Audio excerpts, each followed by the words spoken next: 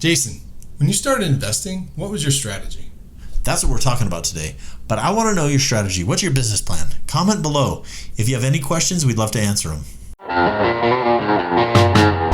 Welcome to the Utah Real Estate Show podcast, the show where two agents and a lender teach real estate best practices by talking through mistakes we've seen and made.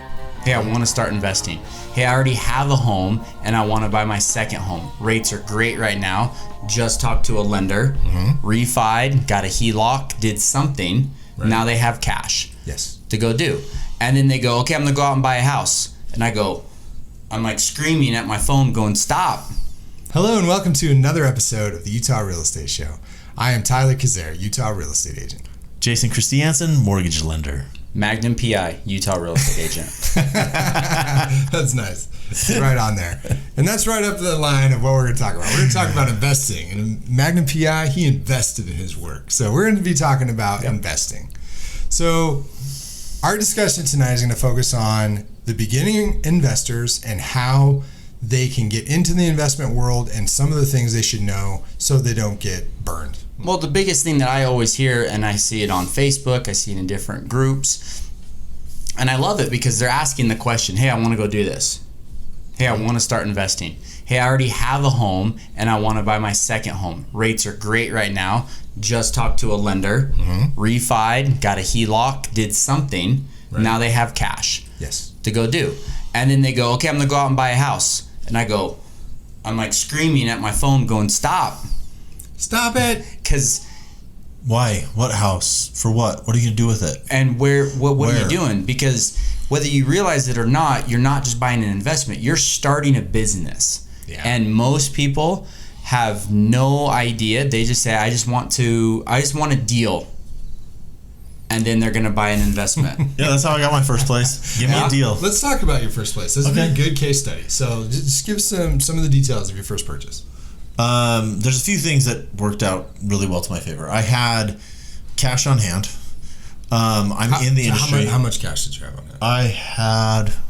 Because some people go, oh, well, I've got $10,000. I've got cash on hand. And some people are like, I need $400,000. That's cash on hand. So how much did you have? About $200,000. He was a drug dealer before. So I had a goal. So here's the thing, like for reals, I was dead set on getting out of debt. Really, really, really. My family vacations for years, and one of the reasons I'm divorced, true story, is the vacation was camping. So all of my money went to paying off debt. I paid off my house. And so then I got a HELOC on my house because I knew I wanted a deal, and I knew that if I had cash, I could get a deal. Okay, you got to define a HELOC. What's a HELOC for those? Home equity line of credit. So I got a giant credit card against the value of my home. All right? Okay. Which is a great idea. I actually don't think you should pay off your house right now because I had other people who were leveraging their debt and putting minimum down, and they have multiple properties and they're worth lots more than I am right now. But I was Dave Ramseying it. Get out of debt, right? So I had money, and then I'm in the industry. So I know lots of real estate agents, and I just started telling agents, let me know when you've got a good deal. And I had a few say, hey, this is a great deal. It's market. And I'm like, that's not a great deal. And then I had an agent call me and said, I botched this. I didn't realize how soon we needed to close. My sellers need this much money, which is this much less than the asking price. They need $150,000. It lists, they started at 175 or it just appraised at 175. So for 25,000 less, let's take it. Will you do it? And I said, that's a deal. So in the investment world, we call that distress. That property was under distress, meaning there was a timeline the sellers had and they couldn't go beyond it. And here comes Jason with the answer to their problem. Which is really interesting because given the time, there's no way they would have taken 150. They ended up going for 155, but... So that's how you got that home. That was his business plan. His business plan was, I had cash and I want a good deal. Also, and I want to cash flow. I had a tenant lined up already. So I already knew who was going to rent it. I already knew what the price they would pay. I knew what my payment would be. I knew that the rent would be more than my payment. So I didn't have to worry about making the payment. I just needed the down payment. I also knew my tenant and his capabilities, and the whole thing was, I'll hook you up with cheap rent and I never want to hear from you about the house, period. You maintain it, the end. Okay. That right there, not a bad business plan. Definitely down here on your step 1 of your business plans. Well, and super But it easy. works. But it works. But like I said, he didn't put a ton of research into it. He didn't look at appreciation values of where the place is at. There was a lot of stuff that he didn't do, but he did do well. You still have it today. Yeah, a whole lot of dumb luck.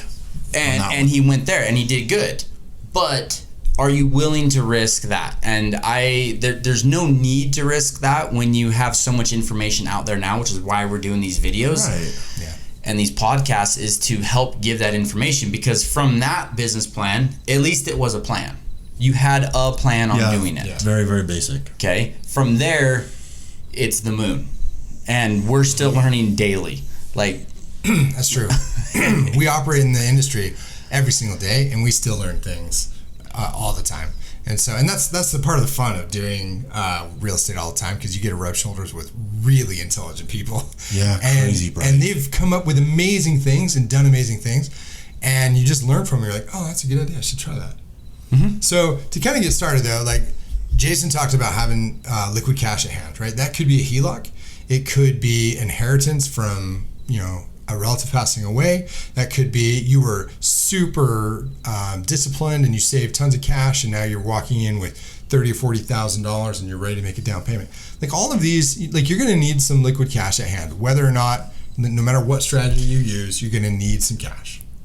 Alternatively, you can do your first investment property as vacating your primary residence. Mm-hmm. Yes. And I like to start here because I have a lot of people say, I'm buying a house, I want to put 20% down. And then I say, what's your plan? Are you going to live and die here? Do you want to keep it? Do you have any interest in real estate investing? Would you like to keep it as a rental? And more often than not, they say, I might. Okay. And then we go into, let's put less down, because how long did it take you to save this 20% down? Did you know you can do 5% down? So the most recent property I bought, 5% down. Mortgage insurance, I'm a lender, but it was still the smart decision for that strategy. Now I remember when you bought that home, you had a little bit better of a business plan. You had more information that you put together and gathered. You did a lot more looking in taxes and write-offs, and you understood it from this side and this side and this side. Yeah. And you went, wait, I got this. Yeah. Yeah, so I want to tease that a little bit. We're going to talk about 4 pillars a little bit later in our movies, in our videos. Hey guys, I'm in a movie. Yeah, right. In our videos, we're going to talk about the 4 pillars of investment. And if you manage to corner one of us and you've got about half an hour or so, like, be careful. If you say 4 pillars around us, we can't shut up. Like, we just keep going. It's really smart. Like 30% return easily on investing. Yes. It's going to be in a later podcast where this will be too long. Yeah, okay. we're not going to get into Okay, that. so back to a couple things. First thing, you got to have a strategy. You have to know that that's what you're going to be doing, because that's going to dictate on what you buy and how you buy it. Are you going into the vacation nightly rental scene? Are you going into multifamily? Are you doing an owner-occupied, like Jason was just talking about, where you're going to live in it for 2 years and then sell and go to another owner-occupied? Are you going to buy a multi-unit and owner-occupy that up to a fourplex? Yeah. There's a lot of different situations, but they all require different paths on how you do it. So you got to have some sort of a strategy starting out. Yeah. So one of the other things I like to remind people to think about, are you looking for cash flow? Are you looking for appreciation? Ooh. In general, Utah is an appreciation state. Right. We appreciate like mad here.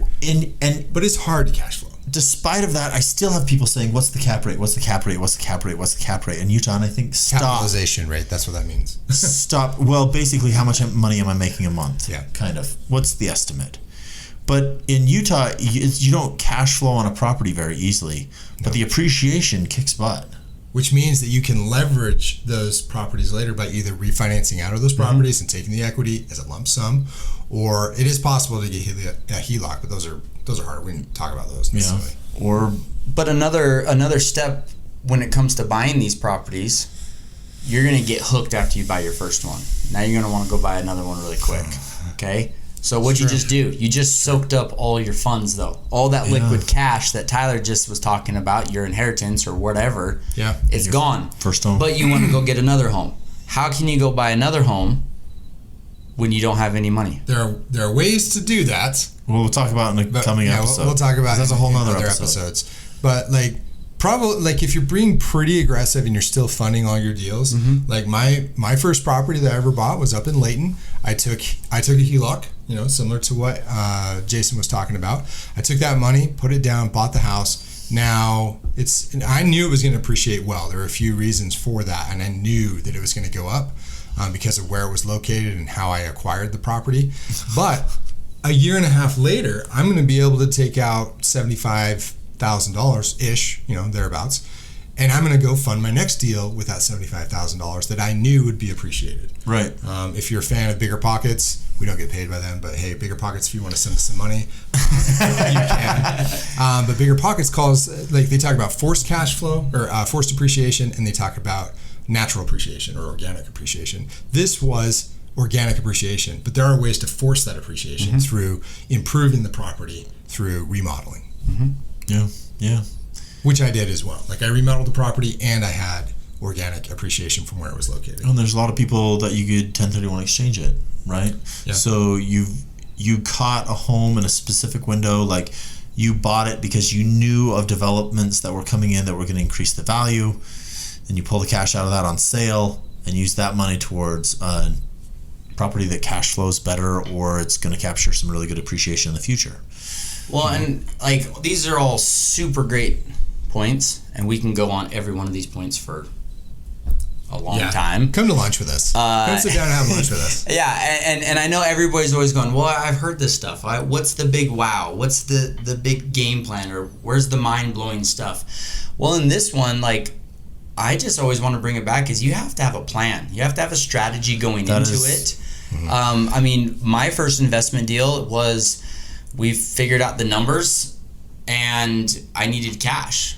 And so I actually took it out of my 401k, took a hit on it. And I know there's people yelling at me right now on the other side of the screen going, I actually asked him, I was like, are you sure this is a good idea? You sure you want to do this? I had a plan. I laid out the numbers. Even with my hit over the next few years, that was a good deal. So it's going to year make one past pays that, off the hit. My hit. I'm familiar with his deal. Yeah, I needed help, which is part of your strategies. Ask for help. Yeah. Well, let's hit this really quick. So make a plan, make the best plan you can. Keep track of what you did, because you're going to screw something up. You're going to find something that like, I could have done that better. Yeah.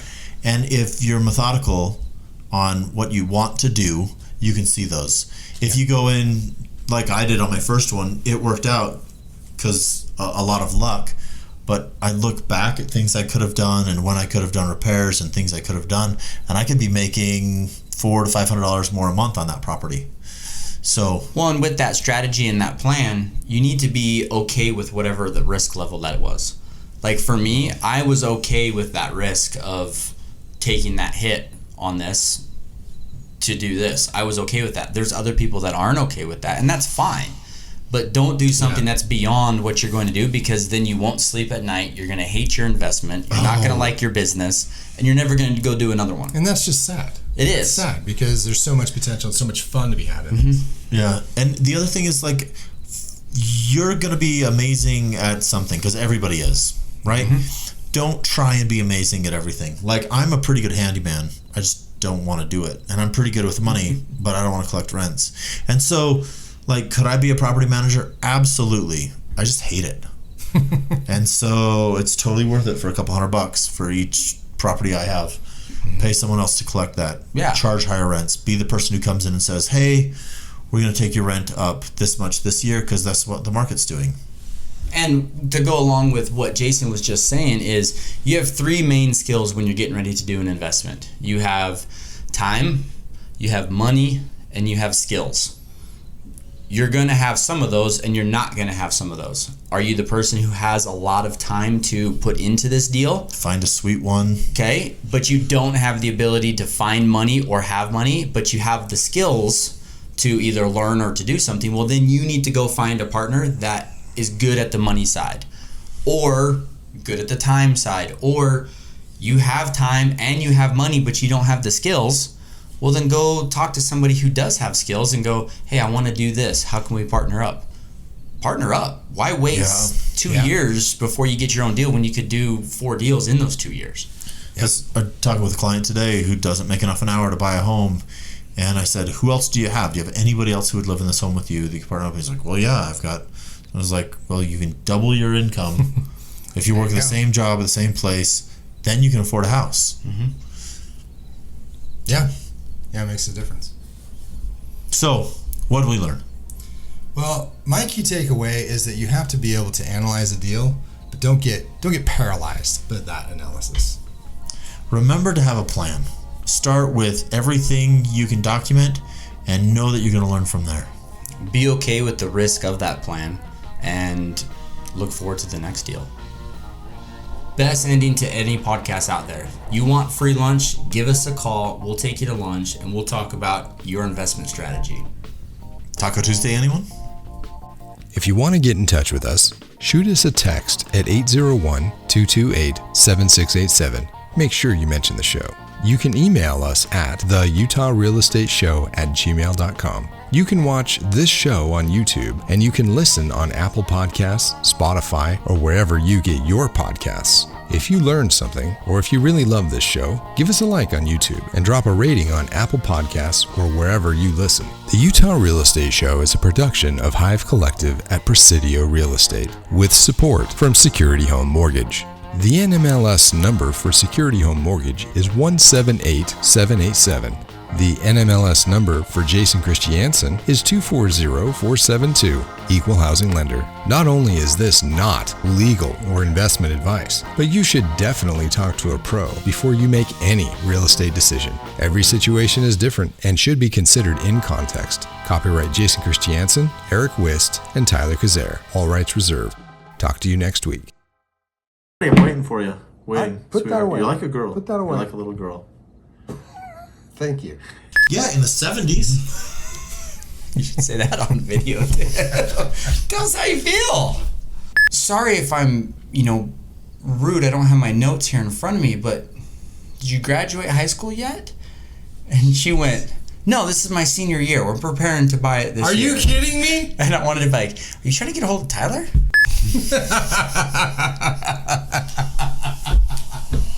Hello and welcome to another episode. Take 6. So after this video, Jason, do you like your business plan for investing? Yeah. Because I don't.